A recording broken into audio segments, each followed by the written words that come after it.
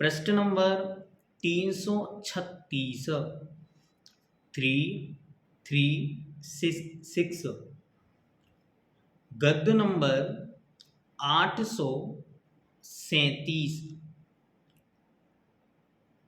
837। यहाँ से अब हम आगे के विषय को देखते हैं। एवं परिसहानम् असंकल्प उपस्थितानां सहमानस्य असंक्लिष्टचेतसो रागादिपरिणाम आश्रव निरोधान महान संवरो भवति। आचार्य कहते हैं जो ऊपर 22 प्रकार के यह परिश्रह हमने कहे, इस प्रकार जो संकल्प के बिना उपस्थित हुए परिश्रहों को सहन करता है। पूर्व में फिक्स नहीं कि ऐसा कुछ होगा। अब कोई रास्ते में चल रहा है और सामने से कोई प्रहार कर दे, रास्ते में चल रहा है, रास्ता बड़ा अच्छा था और कांटे उपस्थित हो जाएं। इस प्रकार जो पहले से कोई संकल्पित नहीं है लेकिन अचानक उपस्थित हो गए हैं, उनको सहन करता है। और जिसका चित्त संक्लेश रहित है, कैसा है? असंक्लिष्ट चेतसो, जो किसी भी प्रकार के संक्लेश को प्राप्त नहीं हुआ। यदि परिश्रह उपस्थित हो और तत्कंडीशन उपस्थित होने पर उस कंडीशन में वह जीव यदि संक्लेश को प्राप्त होता है तो फिर परिश्रह जय नहीं कहलाएगा। रागादि परिणाम आश्रव निरोधात महान संवरो भवति। और रागादिक परिणामों के आश्रव का निरोध होने से, क्योंकि उन्हें इन कंडीशनों में न राग है न द्वेष है, एक सहज वृत्ति से वह उन्हें सहन किए जा रहे हैं, इसलिए महान संवर होता है। इन परिश्रहों के माध्यम से महान संवर होता है, अर्थात नवीन कर्मों का आना रुक जाता है। 838 गद्य नंबर। आह किम इमे परिश्रहा सर्वे संसार महा अटवीं अतिक्रमितुम अभ्युदितम् अभिद्रवन्ति उत कश्चित् प्रतिविशेष इति यत् उच्यते। कहते हैं संसार रूपी महान अटवी को उल्लंघन करने के लिए उद्यत हुए पुरुषों के ये सब परिश्रह प्राप्त होते हैं या फिर कोई विशेषता है? अर्थात क्या संपूर्ण मुनियों के, ये संपूर्ण निर्ग्रंथ दिगंबरों के ये सारे परिश्रय होते हैं या फिर किन्हीं के कम किन्हीं के ज्यादा होते हैं? इति अत्र उच्यते, इसे अब कहते हैं। इमी व्याख्यायित लक्षण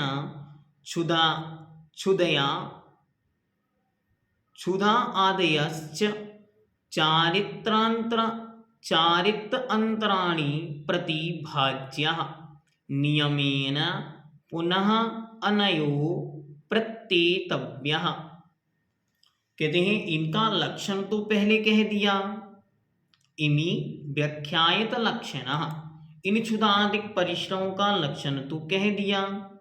ऐसे ये क्षुधादिक परिश्रह अलग अलग चारित्र के प्रति विकल्प से होते हैं।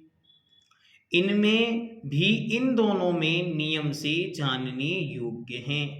अब उनमें क्या विशेषता है, अर्थात किसके कितने होते हैं, चारित्र की दृष्टि से उनके भेद किए गए हैं, उन्हें यहाँ पर बतलाते हैं कि किसके वह कितने परिश्रह तक संभावित हैं या होते हैं।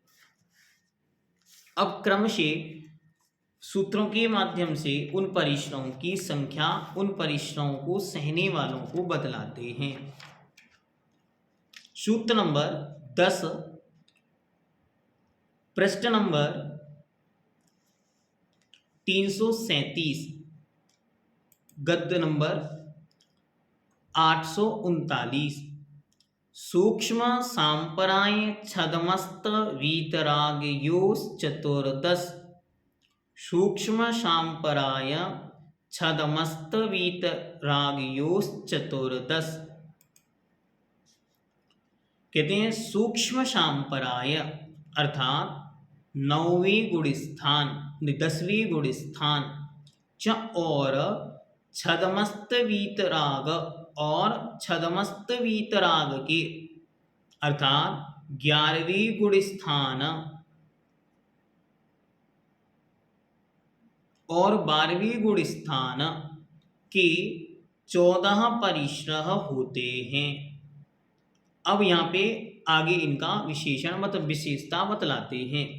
सामान्य से क्या बतला दिया कि सूक्ष्म सांपराय अर्थात 10वें गुणस्थान और 11वें 12वें गुणस्थान में जो वीतराग छदमस्त हैं उनके अवीतरागता की पूर्णता जिनकी नहीं हुई, क्योंकि वीतराग तो 13वें गुणस्थान में होंगे, तो उससे पूर्व के इनके कितने परिश्रह होते हैं? तो चतुर्दश अर्थात 14 परिश्रह होते हैं। अब कौन कौन से होते हैं और इनमें क्या विशेषता है, तो उसे अब आचार्य क्रम से बतलाते। क्षुत पिपाशा शीतोष्ण दंशमशक्चर्या सय्या बधालाभ अर्थात बध आलाभ रोग तृण स्पर्शमल प्रज्ञा अज्ञानानि। चतुर्दश इति वचनात् अन्येषां परिश्रहाणाम् अभावो वेदितव्यः। ये 14 परिश्रह होते हैं। कौन कौन से? क्षुत अर्थात भूख, प्यास, शीत, उष्ण, दंशमशक, चर्या, सय्या, बध, आलाभ, रोग, तृणस्पर्श, मल, प्रज्ञा और अज्ञान। इनके अलावा इति वचनात् इस वचन से अन्येषाम अन्य परिश्रहाणाम परिश्रहों का अभावो वेदितव्या अभाव जानना चाहिए, अर्थात उनके इनके अलावा अन्य परिश्रह नहीं होते। आह उक्तम तावत् वीतराग छदमस्ते मोहिन्याभावात् तत्कृत वक्ष्यमाणा अष्ट परिश्रह अभावात् चतुर्दश नियम वचनम। सूक्ष्म सांपराये तु मोह उदय सद्भावात् चतुर्दश इति नियमो न उत्पद्यते इति। शंकाकार शंका पूछते हुए कहता है कि हे प्रभु, वीतराग छदमस्त के मोहिनी के अभाव से तत्कृत अर्थात उस मोहिनी के द्वारा उत्पन्न होने वाले आगे कहे जाने वाले 8 परिश्रमों का अभाव होने से 14 परिश्रमों के नियम का वचन तो युक्त है। मोहिनी कर्म नष्ट हुआ। अभी आगे आचार्य बतलाएंगे तत्वार सूत्रकार स्वयं कि किस कर्म के उदय में कौन कौन से परिश्रम होते हैं। तो वे कहते हैं कि हमें 11वीं और 12वीं गुणस्थान वालों के तो समझ में आ रहे हैं कि उनके मोहिनी का अभाव हो गया, इसीलिए मोहिनी का अभाव एक के उपशांत रूप है, एक का क्षय रूप है, जो उनके 8 परिश्रय नहीं बने, ये तो समझ में आ रहा है। परंतु सूक्ष्म सांपराय गुणस्थान में मोहिनी का उदय होने से 14 परिश्रय होते हैं, यह नियम नहीं बनता, क्योंकि उनके तो मोहिनी का सद्भाव बैठा हुआ है। अभी 10वीं गुणस्थान में मोहिनी उपस्थित है, तो फिर आपने ऐसा क्यों कहा? आचार्य कहते हैं तत् अयुक्तम, यह कहना अयुक्त है। क्यों है? तो कहते हैं सन्मात्रत्वात्, क्योंकि यह मोहिनी का सद्भाव मात्र है। तत ही केवलो लोभ संजलन कषायोदयः स अपि अति सूक्ष्मः, क्योंकि तत्र वहाँ पर केवल संजुलन लोभ विद्यमान है, उस कषाय का उदय है, वह भी कैसा है? सोपि अति सूक्ष्म, वह भी अत्यंत सूक्ष्म है। यद्यपि 10वें गुणस्थान में मोहिनी का सद्भाव है, मोहिनी का उदय है, लेकिन वहां पर मात्र संजुलन लोभ कषाय का उदय है, और आचार्य कहते हैं वह भी अत्यंत सूक्ष्म है। ततः इसलिए वीतराग छदमस्त कल्पत्वात् चतुर्दश इति नियमात् तत्रपि युज्यते। इसीलिए वीतराग छदमस्त के समान होने से सूक्ष्म सांपराय में भी 14 परिचय होते हैं, यह नियम वहां भी बन जाता है। क्या समझे? प्रश्न क्या है? प्रश्न यह पूछा कि आचार्य भगवंत 10वें गुण स्थान में तो मोहिनी कर्म का सद्भाव है। अब जब मोहिनी कर्म विद्यमान है तो मोहिनी कर्म के उदय से होने वाले 8 परिश्रय जो कहे गए हैं उनका अभाव 11वें और 12वें गुण स्थान में तो समझ में आ रहा है, लेकिन 10वें में नहीं आ रहा है। तो आचार्य कहते हैं 10वें गुण स्थान में यद्यपि मोहिनी कर्म विद्यमान है, लेकिन अत्यंत सूक्ष्म है, मात्र संजुलन लोभ रूप है। इसीलिए वहां पर ऐसी स्थिति बनी हुई है जैसे वीतराग छदमस्तों की बनती है, इसलिए उनके भी 14 परिश्रह जाननी चाहिए। ननु पुनः जिज्ञासा पूछते हैं, मोहोदय सहाय अभावात् मंद उदयत्वाच्च क्षुदादि वेदना भावात् तत्सहनकृत परिशः व्यपदेशो न युक्तम अवतरति। कहते हैं इन स्थानों में मोह के उदय की सहायता नहीं होने से और मंद उदय होने से क्षुदादि वेदना का अभाव है, इसलिए इनके कार्यों से परिश्रय संज्ञा युक्त नहीं होती। कहते जब मोहिनी तो शांत बैठा है तो क्षुदादि की वेदना होगी ही नहीं, तो फिर क्षुदादि को भी परिश्रय में नहीं मानो। अब उनको भूख लगी, भूख का अनुभव तो होना नहीं है क्योंकि मोह है ही नहीं। जब मोह है तब तो भूख का अनुभव हो, जब मोह नहीं है क्योंकि जो क्षुधा है वो असाता वेदिनी के कर्म से उदय से आई है, तो वो कह रहे हैं कि उसमें सहायक कौन था? मोहिनी के कारण तो भूख लगती है, जब मोहिनी ही नहीं बचा तो भूख कैसे लग रही है? प्रश्नकर्ता बहुत सटीक प्रश्न पूछ रहा है क्योंकि एक एक शब्द आचार्य ने जो प्रयुक्त किया है उनका उन्हें समाधान चाहिए। स्पष्ट रूप से कह रहे हैं कि पहले तो हमने आपसे पूछा कि मोहिनी कर्म का सद्भाव है, तो मोहिनी कर्म के सद्भाव में अर्थात वो होते हुए उपस्थित है, तब फिर आपने 8 क्यों नहीं गिनाए? तो आचार्य ने कहा वो काम नहीं कर रहा है इसीलिए।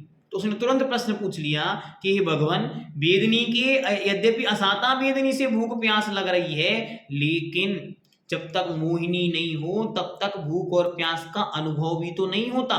जब अनुभव ही नहीं है भूख प्यास का तो भूख प्यास सहन कैसे किया? तो आचार्य उत्तर देते हैं तन्ना, ऐसा नहीं है। क्यों नहीं है? किम कारणम, इसमें क्या कारण है? तो कहते हैं शक्ति मात्रस्य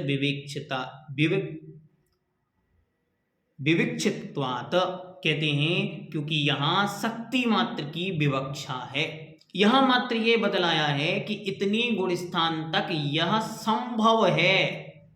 यहां ये नहीं कहा जा रहा कि इनके ये होगा ही, नहीं, यहां तक यह शक्ति अर्थात तत्संबंधी कर्म उपस्थित है, इसलिए उनके यह संभव है। सर्वार्थ सिद्धि देवस्य सप्तम पृथ्वी गमन सामर्थ्य व्यपदेशात। उदाहरण देते आचार्य, जिस प्रकार सर्वार्थ सिद्धि के देव के 7वीं पृथ्वी के गमन के सामर्थ्य का निर्देश करते हैं, लेकिन वे कभी भी 7वीं पृथ्वी तक जाते नहीं। क्यों नहीं जाते? क्योंकि सर्वार्थ सिद्धि के देव तो कभी सर्वार्थ सिद्धि को छोड़कर बाहर ही नहीं जाते, लेकिन शक्ति की अपेक्षा वे 7वें नरक तक 7म पृथ्वी तक जाने की सामर्थ्य रखते हैं, लेकिन जाते जाते तो वे कभी भी अपने स्वयं के विमानों के बाहर भी नहीं है। ऐसे ही यद्यपि उनके क्षुधा तृषा आदि परिश्रम का वेदन नहीं होता, इन परिश्रमों का वेदन नहीं होने से सहन भी नहीं होता, लेकिन फिर भी तत्संबंधी कर्म उपस्थित होने से उन कर्मों के सद्भाव में जो जो बाधाएं उत्पन्न हो सकती हैं, उन बाधाओं के नाम उल्लेख यहाँ पर किए गए हैं। ये कहलाता है शक्ति अपेक्षा बतलाना। जैसे कोई कहे अंबानी के पास इतना पैसा है कि पूरा भारत खरीद ले, लेकिन क्या खरीद सकता? नहीं खरीदता। किसी ने कहा इंद्र में इतनी सामर्थ्य है कि संपूर्ण जम्मू द्वीप को डमरू की तरह हिला दे। ये क्या है? ये मात्र शक्ति अपेक्षा है, इसे संभावना सत्य कहा, लेकिन यह कभी भी होता नहीं है। इसी प्रकार यहां पर जानना, इन परिश्रमों को और अच्छी तरह यदि समझना है तो पीछे जब आचार्य बतलाएंगे कि किस कर्म के उदय से कौन सा परिश्रय होगा, तब हम उसे समझ लेंगे तो हमें इतनी अच्छी तरह से ये समझ में आ जाएगा कि जब तक ये वाला कर्म उस जीव के बैठा है तब तक इतनी इतनी परिश्रम हो सकते हैं। आगे कहते हैं 840 नंबर गद्य। आह इति शरीरवती आत्मनि परिश्रय सन्निधानम प्रतिज्ञायते अथ भवति उत्पन्न केवल ज्ञाने कर्म चतुष्टय फलानुभवन वशवर्तिनी कियंत उपनिपन्ति इति यत् उच्यते तस्मिन् पुनः। कहते हैं यदि शरीर वाले आत्मा में परिश्रमों के सन्निधान की प्रतिज्ञा की जाती है तो केवल ज्ञान को प्राप्त हुए और चार कर्मों के फल के अनुभव के वशवर्ती अभी अघातिया कर्म जिनके विद्यमान हैं, सो चार चार कर्म भी बैठे हैं और अभी उनका शरीर भी है, दोनों चीजों के सद्भाव में केवली भगवान के कितने परिश्रम होते हैं यह बतलाते हैं। एकादश जिने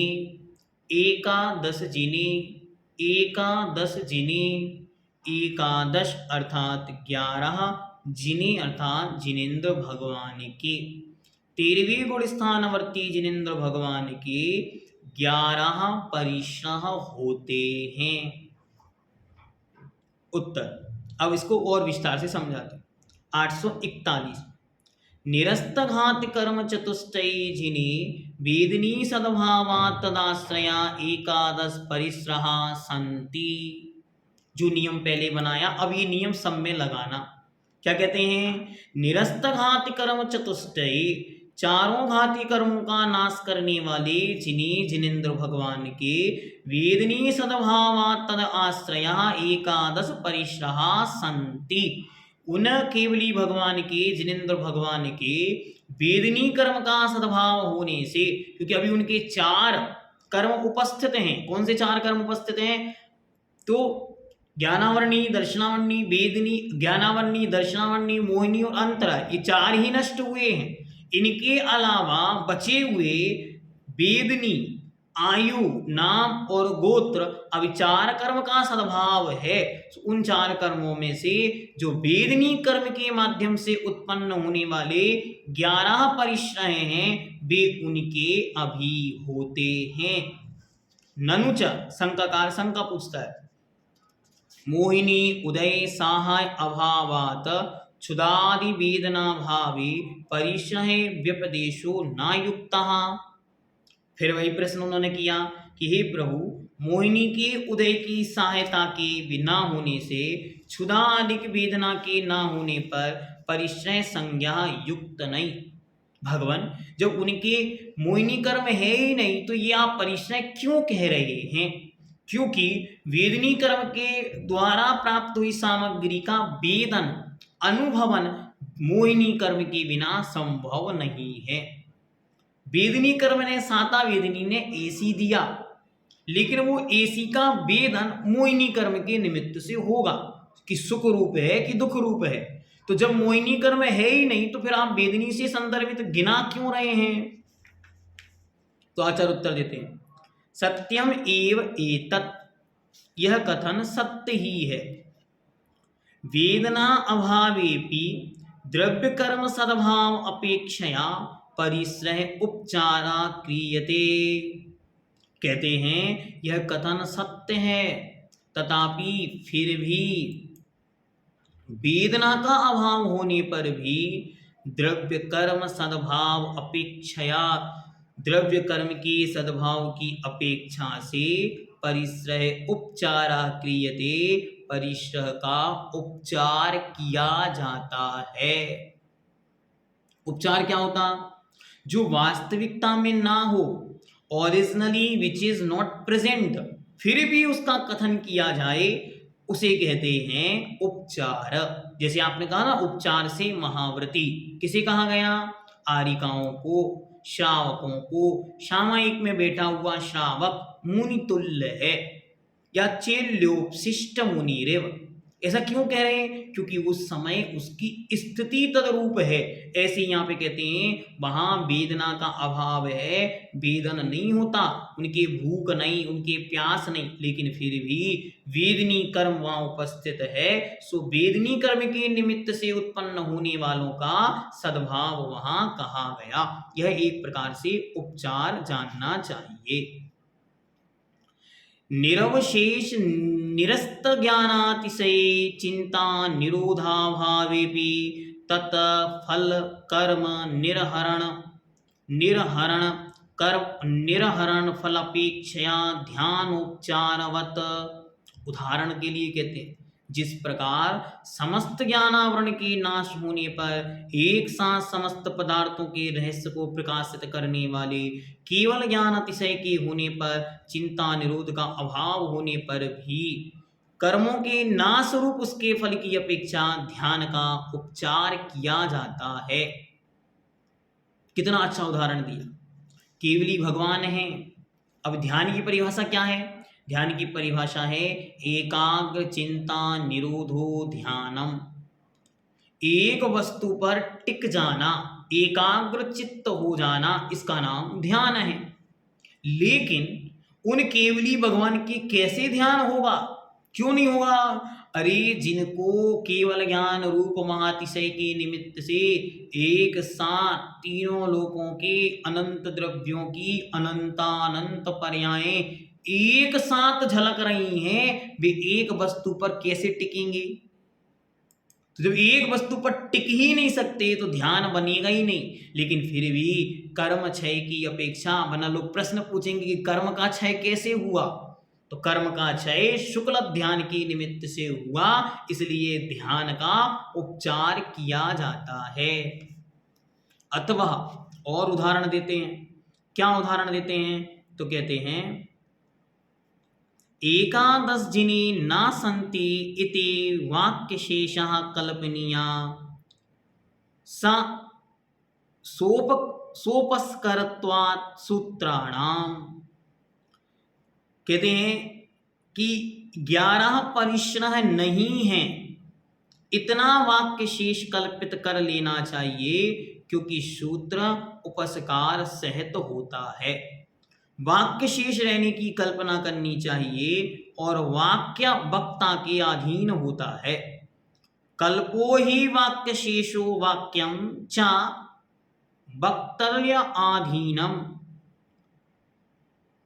इति उपगमात। वाक्य शेष कल्पना करनी चाहिए और वाक्य वक्ता के अधीन होता है, ऐसा स्वीकार भी किया गया है।